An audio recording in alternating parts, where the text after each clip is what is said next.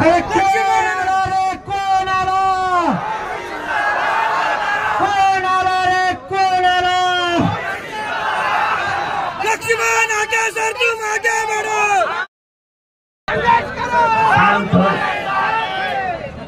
सुमन धस यांच्या आजोबांचं निधन झालेलं आहे.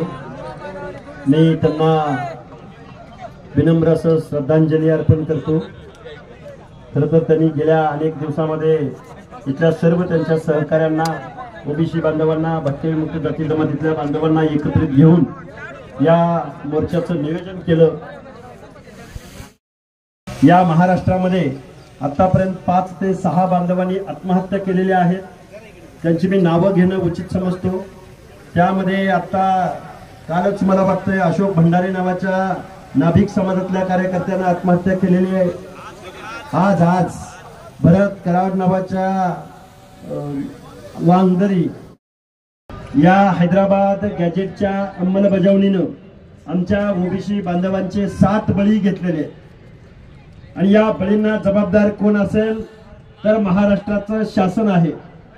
कारण आम्ही महाराष्ट्रामधल्या शासनाला नेहमी सांगत आलोय की तुम्ही बेकायदा GR काढलेला आहे, तुम्ही बेकायदा वागलेला आहात आणि तुमच्या या GR मुळे ओबीसीचं आरक्षण संपलेलं आहे, हा आमचा दावा आहे. आणि हे बेकायदा आहे. कारण या महाराष्ट्रामध्ये राज्यकर्ती जमात असलेला आमचा मराठा बांधव जर या ओबीसी आरक्षणामध्ये सामील झाला तर त्यांच्या स्पर्धेमध्ये माझ्या गावगाड्यातला ओबीसी बांधव टिकेल का?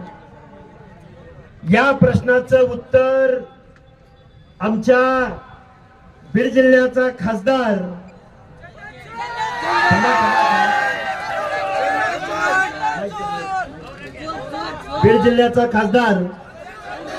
कशाला नाव घ्यायला, एवढा काही महान नाही. कारण ज्या माणसाला इथल्या गावगड्यातल्या 7% ओबीसी बांधवांच्या हक्क अधिकाराचं काहीही देणं घेणं नाही, जो माणूस मनोज जरांगे नावाच्या माणसाला, स्वजातीच्या माणसाला जाऊन बेकायदा मागणीला पाठिंबा देतो, तो आमच्या बीड जिल्ह्याचा खासदार असू शकतो का? अवकाळी पावसातलं बेडूक, पाऊस गेला की बेडूक कुठं जात? त्यामुळे आता काय, आपण संविधानाची भाषा बोलणारी माणसं आहे. पण गेल्या 2-4 दिवसामध्ये आता बघा कळमनुरीमध्ये लाखोंचा मोर्चा घेणारा ऍडव्होकेट रवी शिंदे साहेब इथं उपस्थित आहेत. रवी शिंदे साहेब हात वर करा. आणि आता इथली सगळी मंडळी आहेत, आता विचारपीठावर अनेक मंडळी उपस्थित आहेत. हे सगळे बिनीचे शिलेदार आहेत. आमचे आगाव सर असतील, माऊली शिरसाट सर असतील, ढाकणे सर असतील, आमचे अरे बळीराम तात्या खटके असतील. लय जरा आगाऊपणा करताय पाहून. सुमंत भैया, अरे लय खूप माणसं आहेत. बळीराम तात्या खटके, हा हो हो हो हो, अरे सगळीच माणसं. हे बघा गावगाड्यातली माणसं एकत्रित झालेत. आता गावांची नावं घ्यायची म्हणजे तर 100 गावांची नावं घ्यावी लागतील. पाऊस आलाय आणि इथं उन्हामध्ये सगळी माणसं बसलेली आहेत. 4 शब्द संवाद साधू. अरे शिव्या द्यायची म्हणल्यावर आमच्याकडे पलट नाही शिव्या देणाऱ्यांची. काल एक फोंडरे नावाचा माणूस म्हणला 11 जणांची टीम बनवल्या आणि लक्ष्मण हाकेंना रस्त्यावर ठोकायला 11 जणांची टीम बनवल्या. अरे कोंडरे, तू मुंगी मारली का कधी आयुष्यात? तुझ्या मारली का मुंगी? तुझ्या तोंडावरची माशी उठत नाही आणि तू म्हणतो लक्ष्मण हाकेला ठोकायला 11 जणांची टीम बनवली. आता खरं तुझं नाव घेऊन तुला मोठं करत नाही मी, पण आमची गावगाड्यातली पोरं आहेत ना, तू कुठे येणार, कधी येणार, केव्हा येणार ते आम्हाला सांग. कारण गावगाड्यामध्ये आमची संख्या 50 ते 60% आहे. महात्मा ज्योतिराव फुल्यांच्या पिवळ्या समतेच्या वादळामध्ये सामील झालेली. आणि आता त्या पिवळ्या वादळामध्ये निळं वादळ सामील झालेलं आहे आणि आमच्या मनामध्ये मग स्वाभिमान कुणाचा आहे? स्वर्गीय गोपीनाथराव मुंडेंचा आहे की नाही? गावगाड्यातल्या 18 पगड जाती एकत्रित झालेत. मी माझ्या भाषणामध्ये मी नेहमी सांगतो, कधी काळी ओबीसीची मीटिंग म्हणली की रिटायर्ड माणसं, म्हातारी कोतारी माणसं, इन्सल्ट केलेली माणसं यायची, मंडल आयोग सांगायची, सोशल जस्टिस सांगायची आणि 5-50 माणसाच्या पुढे माणसं जात नव्हती. पण आता गावगाड्यातल्या 18 पगड जातीच्या पोरांनी मनावर घेतलंय. लाखोंचा जनसमुदाय आता रस्त्यावर उतरलाय. बरोबर आहे का चूक आहे? कधी काळी आम्हाला वाटायचं शिवसेना आमची, कधी काळी आम्हाला वाटायचं राष्ट्रवादी आमची, कधी काळी आम्हाला वाटायचं भाजप आमची, कधी काळी आम्हाला वाटायचं काय आता कुठली कशाला काय गेलेल्या पक्ष. पण ज्यावेळी ओबीसीचं आरक्षण जात होतं, ज्यावेळी बेकायदा गव्हर्नमेंट रिझर्वेशन GR या शासनाने काढला, त्यावेळी आमच्या बाजूने कोणच उभं राहिलं नाही. बरोबर आहे का चुकीचं आहे? ओबीसीच्या आरक्षणाला धक्का न लावता त्यांना काय द्यायची ती द्या. ओबीसीच्या आरक्षणाला धक्का न लावता आम्ही GR काढलाय. अरे काल परवाच मराठवाडा मुक्ती दिन साजरा झाला.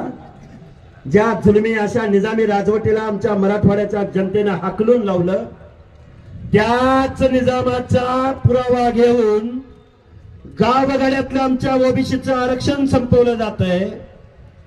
मराठवाडा मुक्ती दिन काल परवा झाला, पण हैदराबाद गॅजेटियर घालवायला तुम्हाला आम्हाला रस्त्यावर उतरावं लागणार आहे. उतरायचं का नाही उतरायचं? गावगाड्यातला माळी, साळी, कोळी, तेली, हटकर, धनगर, सनगर, वजारी, लोणारी, परीट, गुरव, घडशी, नाभिक, सुतार, लोहार, कुंभार, बेरड, बेडर, रामोशी, वडार, बेंदार, माझ्या मुस्लिम समाजातला छप्परबंद, शिकलगार, बागबान, कासार, तांबोळी, तेली, लिंगायत, बंजारा, सांगा सांगा कोणाचं नाव राहिलं असलं तर खालनं आलं पाहिजे. नाव संवाद साधतोय. कोण राहिला? कोण? वडार, बेलदार, सोनार, शिवसंघटना. हा अजून कोण? SC ST घेतलं ना नाव. नाभिक संघटना, जीवा महाले, शिवा काशी. बरोबर आहे का चुकीचं आहे? हे का बोलतोय? अरे गेली कित्येक वर्ष झालं आम्ही, गेल्या 2 वर्षापासून या महाराष्ट्राला संविधानाची भाषा आम्ही समजावून सांगतोय. आणि इथला आमदार खासदार, इथला एकही माईचा लाल आमचा आवाज ऐकून घ्यायला तयार नाही. आणि काल परवा शरदचंद्रजी पवार म्हणलं, कुठं म्हणलं? कोल्हापुरात.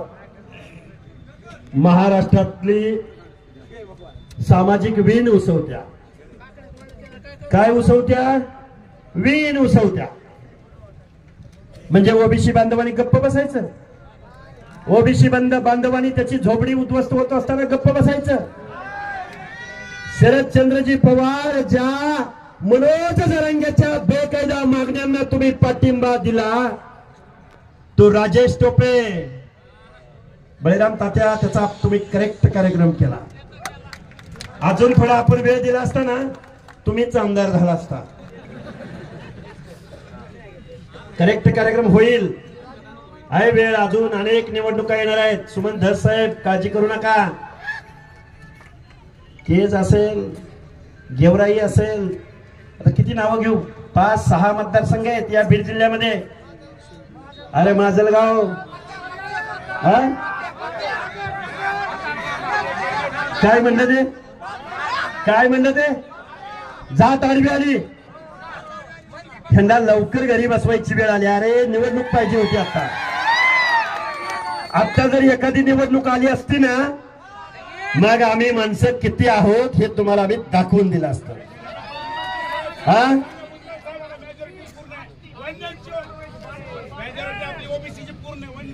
फक्त मोर्चात येऊन चालणार नाही. निवडणुका आल्या की 2 मिनिटं 1000 रुपये मध्ये मत द्यायचं का कुणाला? 2000 रुपये मध्ये मत द्यायचं का कुणाला? दादा आलत गोंगड्यावर बसलं, दादा आलत पोत्यावर बसलं, आमच्या वस्तीवर आलं होतं, आम्हाला समाज मंदिर दिलं, आम्हाला पानंदीचा रस्ता दिला. चालेल का? त्यांच्या बापाच्या घरचं पैसे आणलं होतं का? तुमच्या आमच्या कररूपी टॅक्स मधून मुंबईमध्ये ज्या तिजोरीमध्ये निधळाचा घाम गाळून काबाड कष्ट करणाऱ्या माणसांच्या कष्टाचा पैसा ज्या मुंबईच्या तिजोरीमध्ये गेला, त्या तिजोरीचा मालक कोण झाले? हेच आमदार, हेच खासदार, हेच वतनदार, हेच जागीरदार, हेच कारखानदार, हेच दूध संस्थांचे मालक, हेच डीसीसी बँकांचे मालक, गावच्या पॅनल प्रमुखापासून ते मुंबईच्या मुख्यमंत्री पदापर्यंत. आणि जरांगे म्हणतो आमचं खाल्लं, आमचं खाल्लं, आमचं खाल्लं. तुझ्या बापाचं खाल्लं? अरे चोंग्या म्हणतो आमच्या गॅजेटला, आमच्या जीआरला चॅलेंज केलं तर आम्ही मंडल आयोगाला चॅलेंज करणार आणि म्हणणार दिल्लीला चाललो, दिल्लीला. अरे बेट्या तू जा दिल्लीला. देशामध्ये ओबीसी किती आहेत माहितीये का? देशामध्ये देशाचा पंतप्रधान कुणाच्या शब्दावर ठरतो माहितीये का? मग देशाच्या लोकसंख्येमध्ये तुझी संख्या दुर्बिणीनं शोधावी लागेल, दुर्बिणीनं. अरे आम्ही महाराष्ट्रामधली 18 पगड जातीची माणसं, छत्रपती शिवाजी महाराजांच्या रयतीची माणसं आहोत. अरे शिवाजी महाराजांचं स्वराज्य निर्माण व्हावं म्हणून आम्ही जीवाची कुर्बानी दिली. परत सांगतो, जीवा महाले, शिवा काशी, बेहरजी नाईक, मदारी मेहतर, आमचे हिरोजी इंदलकर, गावगाड्यातल्या 18 पगड जातीची माणसं, कुडमुड्या जोशी, नागपंथी नगरी गोसावी, गावगाड्यातला चित्रकट्टी, बारुडकर. अरे हे सगळे शिवाजी महाराजांच्या हेर खाते होते, हेर खात. अरे शिवाजी महाराजांना जात पात पाळली नाही. शिवाजी महाराजांनी सगळ्यांना समतेची वागणूक दिली, मावळा म्हणून वागणूक दिली. आणि तुम्ही त्याच शिवाजी महाराजांच्या पुतळ्याखाली बसता आणि ओबीसीच्या आरक्षणाच्या विरोधामध्ये, ओबीसीच्या माणसांच्या विरोधामध्ये नाभिकाच्या घरावर हल्ला कर, वंजाऱ्याच्या घरावर हल्ला कर, माळ्याच्या घरावर हल्ला कर, धनगराच्या पोराच्या घरावर हल्ला कर. चाललंय काय नक्की? आमच्या बाप दादांनी, आमच्या 4 पिढ्यांनी आम्ही तुम्हाला मतं दिली, आम्ही तुम्हाला आमदार खासदार केलं. अरे या काय तो कुठला काय सोळंकी? प्रकाश सोळंकी. अरे प्रकाश सोळंकी तुझी जात आडवी आली, तो मंत्रीपदावर गेला. सुंदरराव सोळंकी किती वेळा मंत्री होते? अरे माजलगाव मधून होतेच, पण त्या गेवराई मधून, थांबा, गेवराई मधून बिनविरोध महाराष्ट्राचे उपमुख्यमंत्री पदावर. तेव्हा जात नाही आडवी आली यांच्या. आमची मतं घेताना ह्यांना जात नाही आडवी आली. अरे वय कशाला झालं नक्की तुमचं? एवढा गावगाड्यातल्या ओबीसी बद्दल आकस तुमच्या मनामध्ये असावा. अरे तुम्ही आमदार म्हणून घ्यायच्या लायकीचे नाही, तुम्ही खासदार म्हणून घ्यायच्या लायकीचे नाही. ज्यावेळी तुम्ही आमदारकीची खासदारकीची शपथ घेता त्यावेळी तुम्ही म्हणता एखाद्या जातीबद्दल आकस बाळगणार नाही, ममत्व बाळगणार नाही, अपपर भाव बाळगणार नाही. या शब्दाची तुम्हाला जरा सुद्धा चाल नाही. अरे आता फक्त एखादी निवडणूक डोळ्यावर असायला पाहिजे होती. ह्यांना मग गावगाड्यातला ओबीसी किती आहे, दिन दलित बांधव किती आहे हे तुम्हाला दाखवलं असतं. बरोबर आहे का चुकीचं आहे? बरोबर आहे का चुकीचं आहे? तुमचं मत विकणार का कुणाला? 1000 रुपयात विकणार का? कुणी मटण दिलं म्हणून विकणार का? कुणी दारू दिली म्हणून विकणार का? महामानव डॉक्टर बाबासाहेब आंबेडकरांनी तुमच्या आमच्या मताला लाख मोलाची किंमत दिल्या की नाही? इथं उपस्थित एक जणांना हात वर करा. इथं कुणी पैकी कुणी एक जणांना उभा राहून हात करा. आता ही व्यक्ती इथं उभी आहे, यांच्या मताला जेवढी किंमत तेवढीच पंडिताच्या, सोनवण्याच्या, सोळंकीच्या मताला तेवढीच किंमत आहे की नाही? टाटा, बिर्ला, अंबानीच्या मताला जेवढी किंमत तेवढीच गावगाड्यामध्ये ऊसतोड मजुराचं काम करणाऱ्या मजुराच्या मताला सुद्धा तेवढीच किंमत. राजा राणीच्या पोटाला जन्माला यायचा, आता राजा आमचं आरक्षण जाताना तोंडातनं ब शब्द काढला नाही, त्या माणसांना तुम्ही मत देणार का? मत देणार का? मत देणार का? काय आता आपल्याला तुटायची बारी आली. किती वरडायचं? थांबा की. या बीड जिल्ह्यामध्ये वंदनीय गोपीनाथराव मुंडे यांच्या आशीर्वादानं अनेक जण आमदार झाले, अनेक बेईमान झाले. अरे आमदार खासदारांना बेईमान कसं म्हणायचं? झाले की नाही बेईमान? मग तुम्ही आम्ही एक व्हायचं की नाही व्हायचं? व्हायचं की नाही व्हायचं? वंदनीय गोपीनाथराव मुंडे भगवानगडावर ऊसतोड मजुराच्या दसरा मेळाव्याला गेले तर तो ऊसतोड मजूर म्हणायचा. मुंडे साहेबांना लय लोकांनी प्रश्न विचारले. मी नेहमी सांगतो माझ्या भाषणामध्ये, मुंडे साहेब अहो 2 मिनिटं. अरे थांबा घेऊ. अरे सबका हिसाब होगा, बराबर होगा, बराबर हिसाब होगा. शिव्या द्यायची वेळ अजून आली नाही. ज्या दिवशी शिव्या देऊ त्यावेळी यांच्या अंगावर कपडे पण राहणार नाही. विषय असा आहे, अरे गोपीनाथराव मुंडेंना प्रश्न विचारायची. मुंडे साहेब, मुख्यमंत्री कोण करा सांगा आम्हाला. करायचा ओबीसीला माहिती कोण करायचं?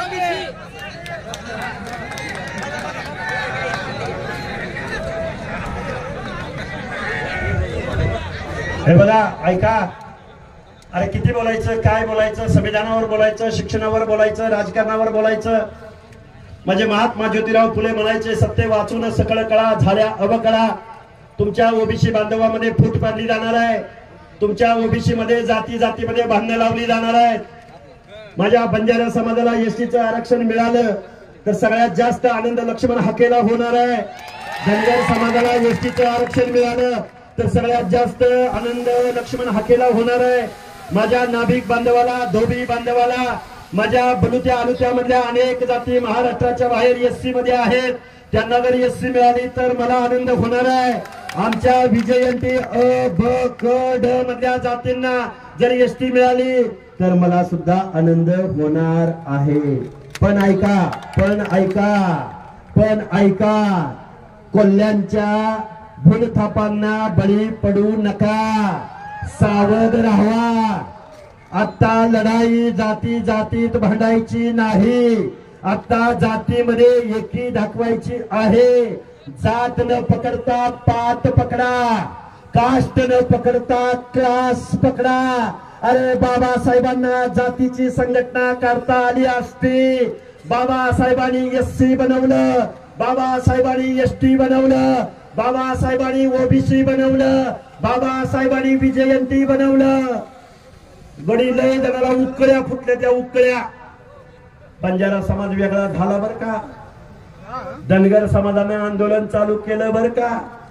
गडी रांगा लावून जाऊन पाठिंबा द्यायला लागल्यात. अरे लक्ष्मण हाकेने पण 2014ला बारामतीत आंदोलन केलं. याच शरदचंद्रजी पवाराचा त्या बारामतीचा नगरसेवक सुद्धा आमच्या व्यासपीठावर आला नाही. आजपर्यंत एसटी आंदोलनाला बंजारा समाजाला पाठिंबा दिला असता तर बंजारा समाजाच्या घरावरती आजपर्यंत पत्र राहिलं नसतं. अरे विजय पंडित, तुला लाज वाटली पाहिजे. तुझ्या मतदारसंघामध्ये 38,000 बंजारा समाजाचं मतदान आहे, पण तांड्यावरच्या माझ्या बंजारा समाजाच्या घरावरचं पत्र आजपर्यंत निघालं नाहीत. आणि हा जरांगे काय म्हणतो जरांगे म्हणतो तुमच्या पोराबाळांना नोकरी मिळणार आहे, तुमच्या पोराबाळांचं भलं होणार आहे, तुमच्या पोराबाळांचं. अरे जर मग आरक्षणातलं जर भलं होत असतं तर आमच्या एससी एसटी बांधवांच्या घरावर सोन्याची कौलं नसती का आली? 1950ला त्यांना आरक्षण मिळालं. पण अजितदादा पवार नावाचा अर्थमंत्री उपमुख्यमंत्री महाज्योतीला पैसे देत नाही. समाज कल्याण विभाग, आदिवासी विभाग, ओबीसी विजयंती विभाग या विभागांचे पैसे आपल्या कारखानदारांना देणारा जातीयवादी अजितदादा पवार या महाराष्ट्राच्या उपमुख्यमंत्री पदावर बसलाय. आता काही माणसं म्हणतील हाके सर तुम्ही लय लय पवारावर लय बोलताय. अरे पण जरांगेच्या बेकायदा मागण्याला पाठिंबा कुणी दिला? पैसे कुणी पुरवले? सोळंकी, सोनवणे, पंडित, टोपे, जाऊ दे चंदन चोर काय चोरतोय माहित नाही आपल्याला.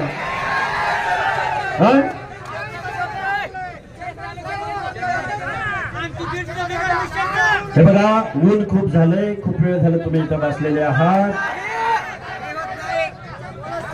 हे बघा बीड मध्ये मोठ्या मोर्चाची घोषणा होणार आहे, पण तारीख आज सांगत नाही मी तुम्हाला, कारण अनेक तारखा आहेत. थांबा, नांदेडला पण तारीख आहे त्याच दिवशी. एकाच दिवशी 2-2, 4-4 घ्यायचे का आपण? नाही चालणार. मी साहेबांशी बोलतो, तुम्ही टेन्शन घेऊ नका. गावगड्यातल्या 18 पगड जातीचे माणसं रस्त्यावर उतरतायत. कोणीही मान अपमानासाठी हे व्यासपीठ वापरायचं नाही. कोणीही ओबीसी बांधवासाठी वेळं वाकडं बोलायचं नाही. कोणीही आपल्या एका वक्तव्यामुळे ओबीसी मध्ये फूट पडेल असं वागायचं नाही. कारण आपल्यामध्ये भांडणं लावली आजपर्यंत हे आमदार, खासदार, कारखानदार, वतनदार, दरकदार, जागीरदार झाले. अरे प्रत्येक तालुक्याला 2-2 गडी, हजार कोटीची मालक. पंडित गेला की पवार येतो, सोळंकी गेला की जगताप गेला की सोळंकी, क्षीरसागर गेला की काय क्षीरसागर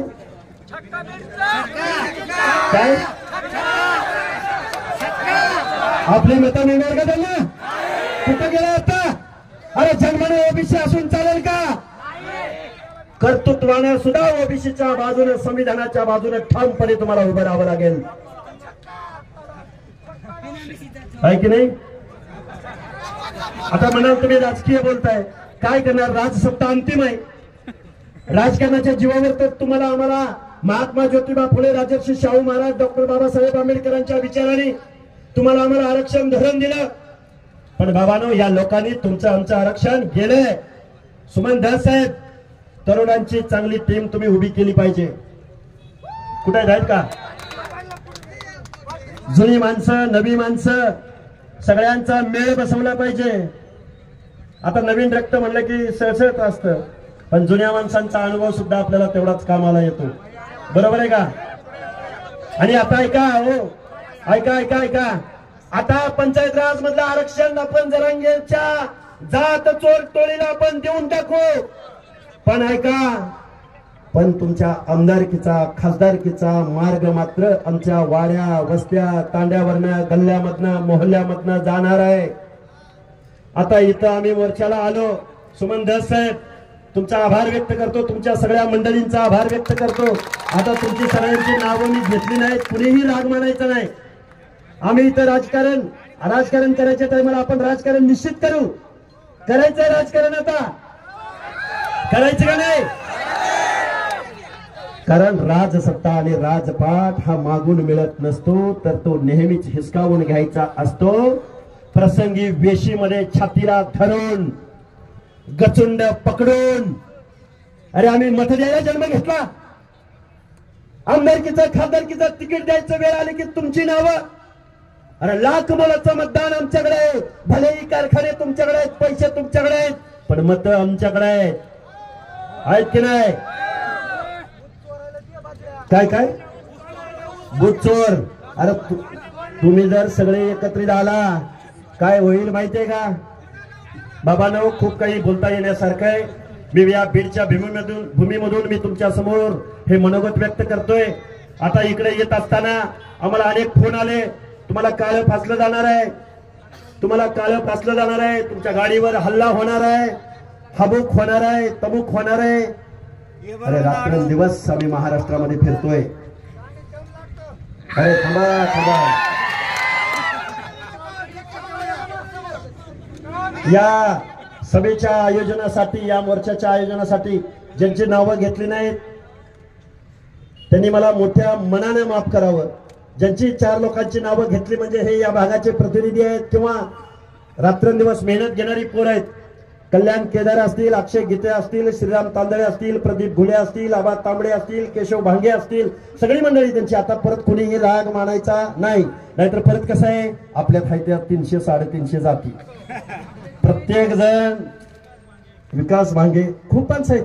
मग घ्या एकदा सगळेजण, मी सगळ्यांची नावं घेतो, काही अडचण नाही. 18 पगड बघा, 450 जाती आहेत तुमच्या आमच्या. 450 जातीच्या एका माणसाचं नाव घ्यायचं म्हटलं तर 450 नावं घ्यावी लागतील. हा लढा मान सन्मानासाठी नावासाठी नाही, तर हा लढा तुमच्या आमच्या हक्क आणि अधिकारासाठी. आता संध्याकाळी वडगाव ठोकला महाएल्गार सभा आहे. आता काही जण माणसं म्हणतील माणसं किती आली, कमी आली का, जास्त आली का? अरे आम्ही शोषित वंचित डोंगराच्या कुशीला काबाड कष्ट करणारी माणसं आहोत. डॉक्टर बाबासाहेब आंबेडकर बोलले होते, ज्या घरातील महिला चाऱ्याच्या आणि सरपणाच्या शोधात डोंगराच्या कुशीला जाते ते घर कधी सुधारलेलं असू शकत नाही. ऊसतोडी कोण करतं? तुम्ही आम्ही करतो. काबाड कष्टाची कामं कोण करतं? तुम्ही आम्ही करतो. तुम्ही आम्ही कधी एखाद्या DCC बँकेचं 1 कोटीचं कर्ज घेतलं आणि बुडवलं असं झालं का? तुम्ही आम्ही कारखाना काढला आणि कारखाना दर वर्षाला शासनाकडून 50 कोटी घे, 40 कोटी घे, 30 कोटी घे. पैसे कोणाच्या बापाचे? तुमच्या आमच्या खिशातले. तुमच्या आमच्या ओबीसीच्या महाज्योतीला पैसे कधी मिळाले का? गोपीनाथराव मुंडे कल्याण महामंडळाला पैसे मिळाले का? महात्मा ज्योतिराव फुले आर्थिक विकास महामंडळाला कधी पैसे मिळाले का? नाही. ओबीसींना कुठं वसतिगृह मिळालं का? नाही. तुमच्या आमच्या लेकी बाळींना स्कॉलरशिप मिळाली का? नाही. जिल्ह्याच्या ठिकाणी ओबीसीचं एखादं वसतिगृह बांधलं का? नाही. मग याच अजितदादा पवारानं स्वतःच्या जातीसाठी पुण्यामध्ये सारथीसाठी काय बांधलं? Brihan Maharashtra college of commerce. 2 मिनिटं. Brihan Maharashtra college of commerce आणि सिम्बायोसिस कॉलेजच्या मध्ये पुण्याची हार्ट ऑफ सिटी, पुण्याच्या शहराच्या मध्यभागी सारथीसाठी एखाद्या शेअर मार्केटच्या बिल्डिंगला लाजवेल अशी बिल्डिंग उभी केली. छत्रपती संभाजीनगर मध्ये 3 बिल्डिंगचं काम चालू आहे. कोल्हापूरमध्ये बिल्डिंगचं काम चालू आहे. सारथीला हजारो कोटी रुपयाचा निधी वर्ग केला, पण महाज्योतीच्या पोरांना PhDचं पैसे आजही मिळालेलं नाही. आजपर्यंत माझी पत्रकार बांधवांना माझी विनंती आहे, आजपर्यंत या फुले शाहू आंबेडकरांच्या महाराष्ट्रामध्ये ओबीसीच्या सामाजिक न्याय हक्कांच्या योजनासाठी अर्ध्या लोकसंख्येला किती बजेट मिळायला पाहिजे? सामाजिक न्यायाच्या योजनासाठी किती टक्के मिळाले पाहिजे अर्ध्या लोकसंख्येला? 54%. अरे 54%, 10%, नाही 5%, 2%, 1%. अरे लाज वाटली पाहिजे तुम्हाला, लाज. ज्या हरामखोर अवलादीने तुम्ही निवडून दिलं त्यांनी तुमचं आरक्षण घालवलं, तुमचं बजेट चोरलं, तुमच्या आमच्या लेकरा बाळांचं शिक्षण सुद्धा होणार नाही याची तजवीज केली. हा महाराष्ट्र कोणाच्या बापाची जहागिरी नाही. हा महाराष्ट्र तुम्ही कारखानदारांच्या ताब्यात दिलाय, दारूचे कारखाने चालवणाऱ्यांच्या ताब्यात दिलाय आणि तुम्ही आम्ही आरक्षणासाठी मोर्चे काढतोय. हे कुठेतरी पुसलं गेलं पाहिजे. आता कोणतरी म्हणतील यांनी शिवी दिली, यांची जीभ घसरली. लक्ष्मण हाके आता संविधानाची भाषा सोडून शिवराळ भाषेत बोलायला लागले. अरे आम्ही 2 वर्ष झालं बोलतोय, जरांगे आमच्यात लाकडं सारतोय. आम्ही जर आमच्या अवकातीवर आलो तर जरांगेचं काय होईल? त्यांनी शिव्या दिल्या जरांगे साहेब कडाडले, रस्त्यावर फिरू देणार नाही. याच्या बापाचा रस्ता आहे. हाईट किती? हाईट किती? आम्ही हाईट किती दाखवतो निवडणुकीमध्ये. आम्ही किती हाऊट दाखवतो. आम्ही वड्याखोऱ्यांनी काय वड्याखोऱ्यांनी पैदा केलेली, तरी आपण शांत बसायचं. आणि पवार साहेब म्हणते तर महाराष्ट्रातली सामाजिक वीण उसवली जाते. कसली वीण उसवली जाते? ज्या जरांगेला पैसे पुरवत होता त्यावेळी तुम्हाला लाज नाही वाटली आणि म्हणे लक्ष्मण हाकेच्या बोलण्याकडे लक्ष द्यायचं नाही. हेडलाईन राव कार परवाची. अरे आम्ही नाही ना कारखानदार, आम्ही नाही ना खासदार. अडचण कोण? अरे दंड ठोकतोय दंड. काय ठोकतोय? दंड आहे दंड. आता दंड दंड ठोकतोय दंड. अरे जाईल तिथं दंड.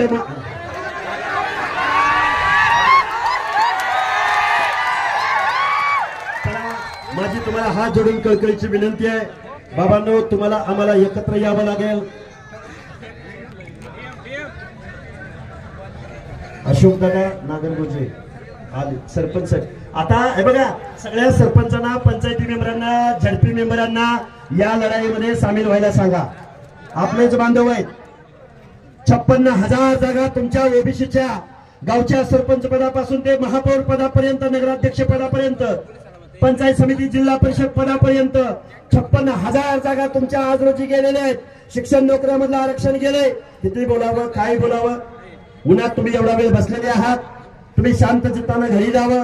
काल परवा एका गावामध्ये माननीय गोपीनाथराव मुंडे साहेबांचा बॅनर फाडून खाली टाकून त्याच्यावर एक जण धाकधर झोपला. अशा पद्धतीचं जर काही वर्तन घडत असेल, आपल्या अस्मिता चिरडल्या जात असतील, आपल्या महामानवांच्या बाबतीमध्ये कोण वेडवाकडे बोलत असेल, तर तुम्हाला आम्हाला अगोदर लोकशाहीच्या भाषेमध्ये, अगोदर संविधानाच्या भाषेमध्ये आणि पुन्हा हातामध्ये कायदा हातामध्ये घेऊन ज्याला जी भाषा समजते त्या भाषेमध्ये तुम्हाला आम्हाला रस्त्यावर उतरावं लागेल. एवढा आशावाद मी तुमच्या समोर व्यक्त करतो आणि मी माझं लांबलेलं मनोगत थांबवतो. धन्यवाद. जय हिंद. आमचं आरक्षण जाताना तोंडातनं बे शब्द काढला नाही, त्या माणसांना तुम्ही मत देणार का? मत देणार का? मत देणार का? काय आता आपल्याला तुटायची बारी आली. किती वरडायचं. थांबा की. या बीड जिल्ह्यामध्ये वंदनीय गोपीनाथराव मुंडे यांच्या आशीर्वादानं अनेक जण आमदार झाले. अनेक राजा राणीच्या पोटाला जन्माला यायचा. आता राजा